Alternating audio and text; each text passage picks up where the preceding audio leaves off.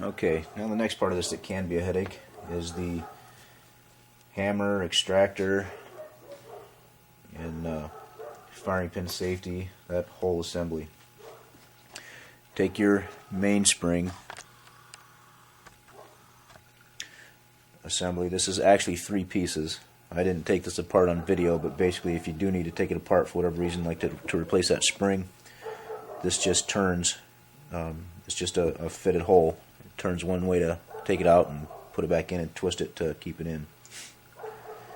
This goes in the frame with the spring facing towards the back of the frame, and this flat metal piece facing towards the front of the frame. So it'll go in there like that. The hammer has a cutout on the bottom of it. This tip on the mainspring, and the mainspring assembly anyway, goes into that cutout so that the round part of it on the end lines up with that back hole. This flat piece on the front edge here acts as the sear for the release, the sear engagement on the hammer. Slide these 2 pieces together, spread them apart a little bit so that fits into that cutout, and this goes around the front and just rests on that flat edge of that engagement. And there you'll have basically a 1-piece hammer assembly. This will slide down inside the frame, and if you look, the bottom of this has a little raised area, a bump if you're looking at it from this side, where that bend is. That bend will rest on top of that pin. So it'll go down inside the frame with the spring towards the back, and that bend resting on top of that pin, just like that. And there are 2 holes in the ejector, large hole and a small hole, to line up with the holes in the frame, large hole and small hole. And there's also a ledge right here that it will almost rest on top of. It'll kind of line up like that. Line up with those 2 holes and rest just like that on the left side of the frame. What you can do is, keeping the frame up, push the large pin in just far enough to start that, and hold that in place, and the small pin, do the same thing.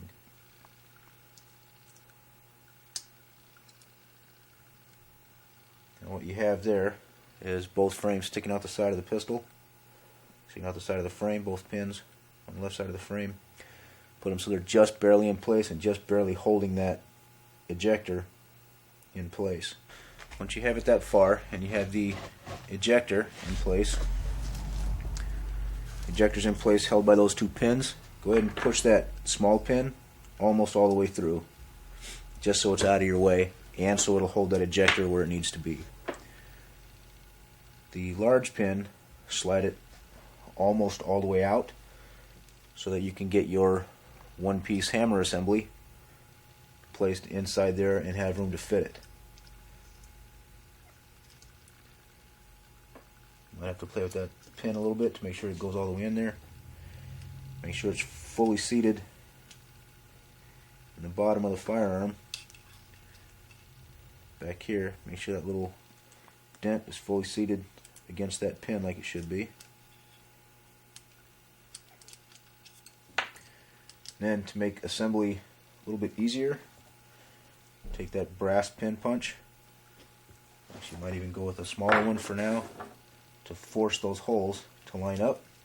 Once you get them lined up, you can push that large pin in a little bit further to hold the hammer in place. And because of the cutout on top of this, this has to be absolutely centered as you put it in.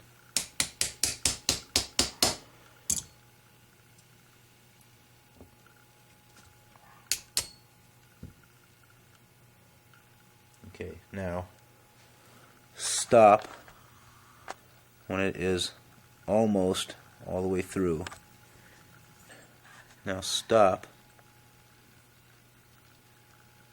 when it is almost all the way through. You can see it inside there, just sticking up right there. If you put it all the way through, you won't be able to get your last two parts on. So stop when it's just shy of all the way through, and you're going to have to take the small pin back out a little bit so that you can get these last two pieces on. This piece goes on just like this. It'll be on the inside and it'll be directly against the hammer. Small hole lines up with the small pin. That large hole will, the large pin will go through that large hole so that it'll move back and forth. You want the rounded part to just barely be sticking up above the frame. That's how you know it's on properly. That goes against the hammer. And then this is the firing pin safety mechanism. That will actually set on top of this with the firing pin safety just sticking up in the front like that, so that this little triangular shaped cutout on the front of it goes where the small pin goes, right here. The large holes all line up, and then the rounded edge on the inside piece and the small tip on the firing pin safety will both stick up just slightly above the frame. That's not an exact fit of how it'll look inside, but that's kind of exaggerated on purpose so you can see how it'll look. Now, push that small pin back out far enough to get the spacer in, just to make it easy on myself and so you can actually see what I'm doing. I'm going to use some forceps to put that in there. You don't have to, but if I don't do it this way, you won't see it on video. That spacer sets in there just like that. Once you have the spacer in place, take your next two pieces. First one will be this flat piece. And again, the big oblong hole goes towards the big pin. Small hole actually will go, the small pin will go through the small hole.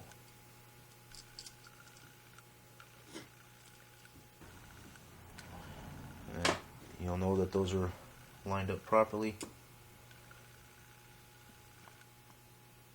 when all of the pins go through all the holes.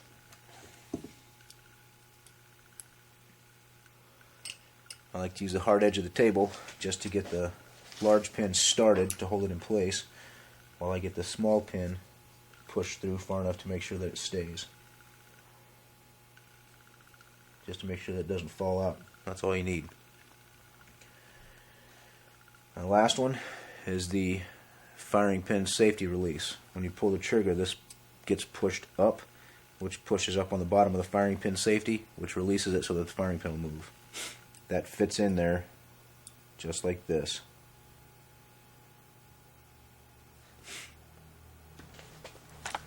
So that triangular cutout will go around that front spring, and the large hole in the back, of course, will line up with the large pin in the back.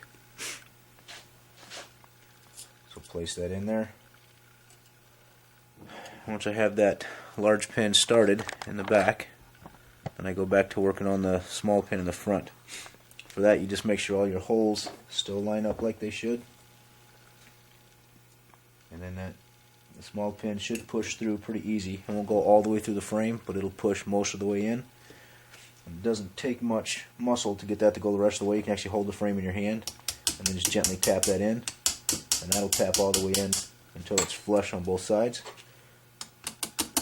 Okay, what I like to do for the back pin is notice that back pin does not line up perfectly in the hole. If you put pressure on the hammer, directional pressure, it will work directional pressure on that pin. What I like to do is push the pin on the hard surface of the table and push on the pin while I'm working the hammer back and forth to get that to line up. Once it's lined up, it'll push its way through. It'll push through most of the way through the frame until it stops, then you just use a hammer to tap it the rest of the way in. So, using the edge of the table,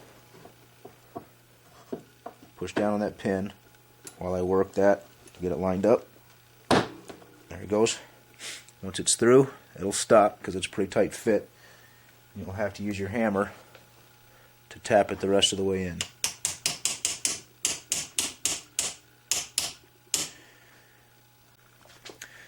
Now this piece is the last piece to put on. Before you actually pin it in place with that little washer and retainer, you want to make sure that your firing pin safety works correctly. I'll show you how to do that. Take that post. That post goes into the hole in the back of the trigger. Right there.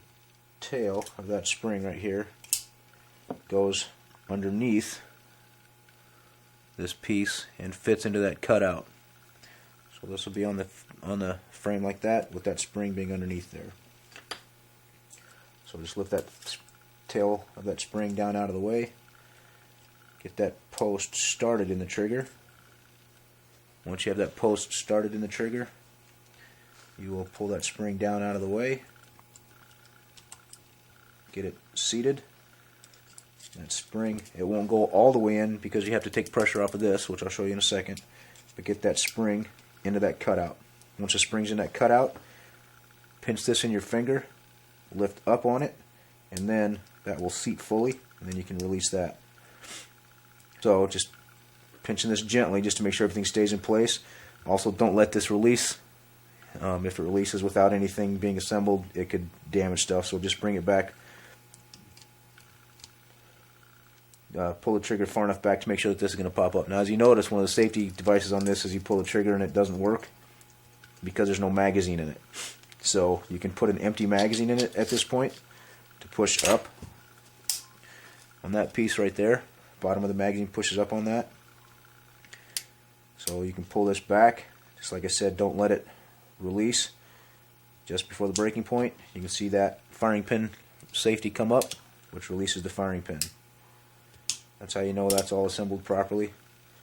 Hit your magazine release to take that empty magazine out.